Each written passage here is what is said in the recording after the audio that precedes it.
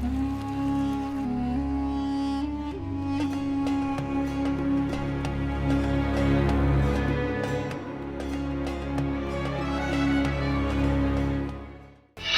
जुलाई से 18 नवंबर तक 138 दिनों की अग्नि परीक्षा। शनि की वक्री चाल का भविष्यफल। मीन में वक्री शनि की मौजूदगी। शनि की उल्टी चाल में लाभ हानि। अब होगा कर्मों का हिसाब किताब। वक्री शनि से जुड़ी धमाकेदार भविष्यवाणी देखिए सिर्फ और सिर्फ धर्म ज्ञान पर। नमस्कार, धर्म ज्ञान के दर्शकों का स्वागत है। कविता राणा और मेरे साथ आचार्य मेंग शर्मा जी। मेंग जी, स्वागत है आपका। धन्यवाद कविता जी। सभी दर्शकों को सादर नमस्कार। आपका हर पल मंगलमय हो। 13 जुलाई से लेके 28 नवंबर तक का समय, ये वो पीरियड है जब शनि अपनी वक्री अवस्था में रहेंगे।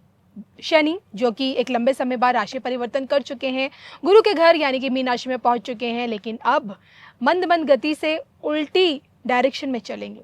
और शनि का वक्री होना मिथुन राशि, मिथुन वाले जितने भी लोग हैं उनके लिए कैसा रहेगा, कैसा बीतेगा, आपका स्वास्थ्य, आपका काम कारोबार, काम धंधा और साथ ही साथ आपका आर्थिक पहलू, यहाँ पर शनि महाराज किस तरह का परिवर्तन आपकी जिंदगी में करने जा रहे हैं और किस भाव में वक्री हो रहे हैं, सब कुछ जानेंगे आज। मेंग जी से बताएं।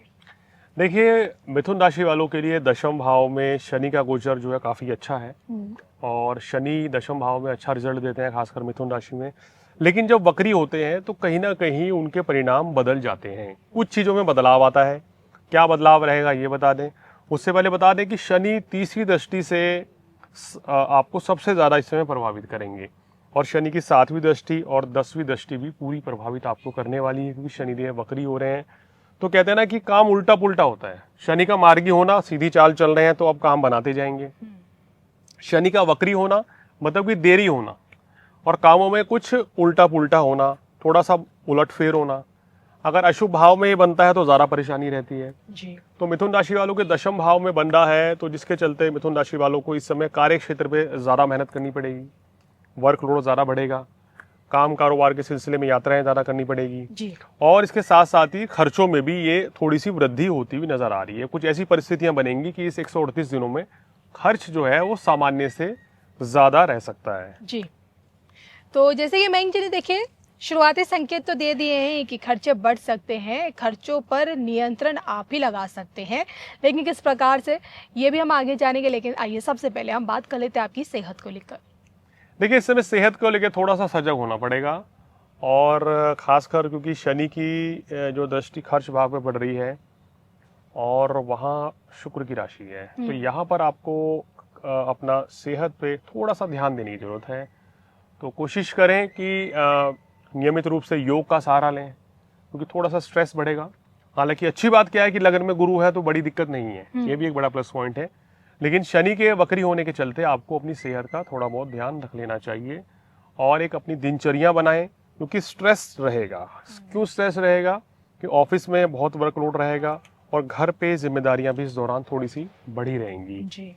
तो इसलिए अपना एक रूटीन बनाएं, योग का सहारा लें, व्यायाम करें तो बहुत अच्छा आपके लिए रहेगा और खान पान पे थोड़ा संयम रखें। इसके अलावा शनि की जो तीसरी दृष्टि है वो बहुत इंपॉर्टेंट है, वो वृषभ राशि पे पड़ रही है 12वें भाव पे। तो भोग विलासता में रुचि बहुत बढ़ेगी और सुख संसाधनों में रुचि बढ़ेगी, या इन चीजों पे आप व्यय जरूरत से ज्यादा कर सकते हैं। तो वहां थोड़ा कंट्रोल करना चाहिए कि भाई ऐसा ना हो कि मैं मना नहीं कर रहा चीजें खरीदने से, मगर एक बजट बना के चलेंगे कि जितनी चादर हो ना उतना ही पैर पसारें। तो यहाँ वो फॉर्मूला मिथुन राशि पर लागू होता है जी।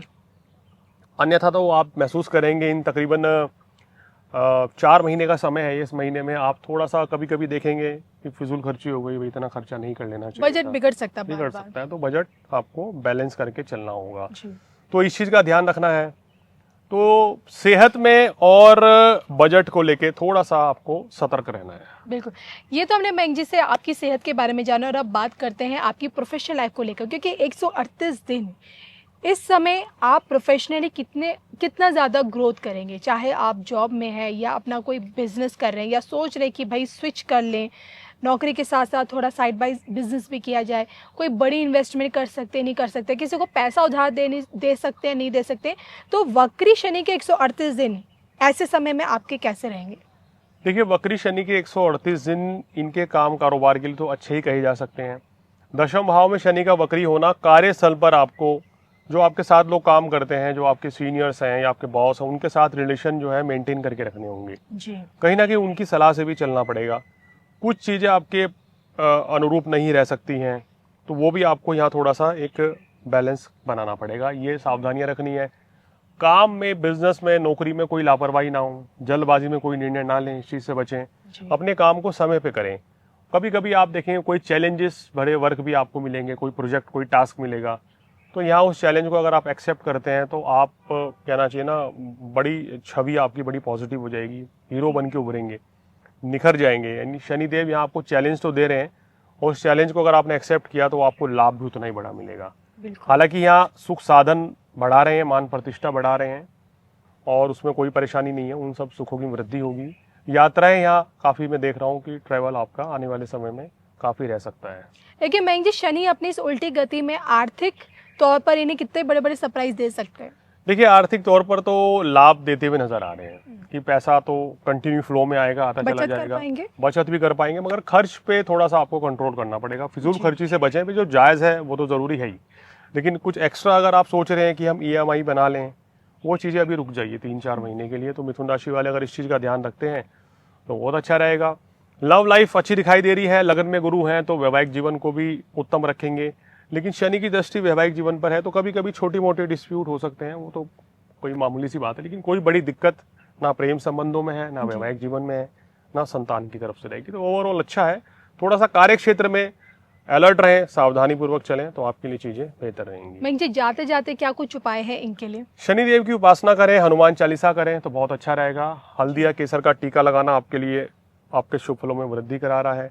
शनिवार के दिन गरीब व्यक्तियों को काले वस्त्र, सरसों का तेल, काले चने, काले साबुत उड़द की दाल की खिचड़ी खिलाएं, तो आपको निश्चित रूप से शुभ फलों में वृद्धि होगी।